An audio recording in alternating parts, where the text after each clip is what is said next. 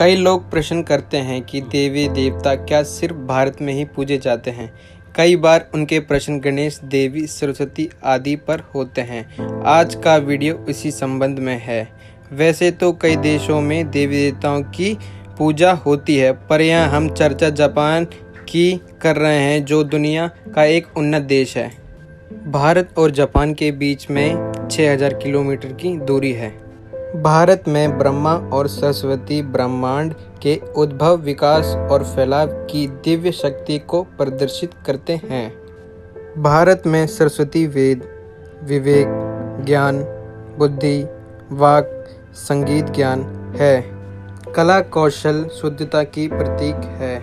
Japan में सभ्यता में भी इसी प्रकार की विचारधारा पाई जाती है और जापान में भी सरस्वती की तरह ही देवी की उपासना की जाती है। सरस्वती और उनके रूप जापान में प्रसिद्ध हैं। सरस्वती के 400 मंदिर अभिलिखित किए गए। यह जापानी संस्कृति के लोकचार में सरस्वती की उपासना के प्रचलन को भी दर्शाता है। भारत के सभी देवी देवताओं को जापान में भी पूजा अर्चना की जाती है। भारत में देवी लक्ष्मी, जापान में देवी किचशोतेन के नाम से जाना जाता है। भारत में देवी सरस्वती, जापान में देवी बेंजोईतेन के नाम से जाना जाता है।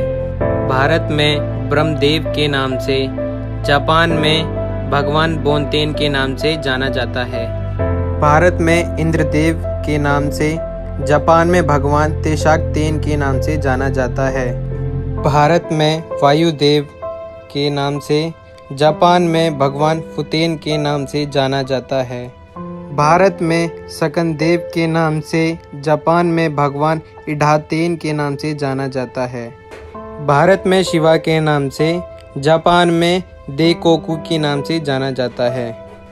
जापान में सरस्वती को विभिन्न नामों से जाना जाता है। सरस्वती के नाम ओ एहवान, सरस्वती के नाम ओ एहवान, बेंजेतेन संपत्ति और प्रतिभा के लिए, बेहोतेन मधुवाणी के लिए, देबेन दाई बेंजेतेन बुद्धिमत्ता के लिए, समा बेंजेमिनी कवि और कला प्रेमियों की प्रेरणा, बेनतेन जो हाथ में लिए बांसुरी के साथ वाणी की प्रतिमा, क्रोधा बेनतेन युद्ध में जाने से पहले देवी की उग्र रूप की पूजा, क्रोध खुंखार के लिए। गणेश एक और भारतीय देवता हैं जिन्हें जापानी संस्कृति पर अपनी छाप छोड़ी है। देश में उनकी कई मूर्तियां हैं, जिनमें से सबसे प्रसिद्ध कांगीतेन गणेश की प्रतिमा है।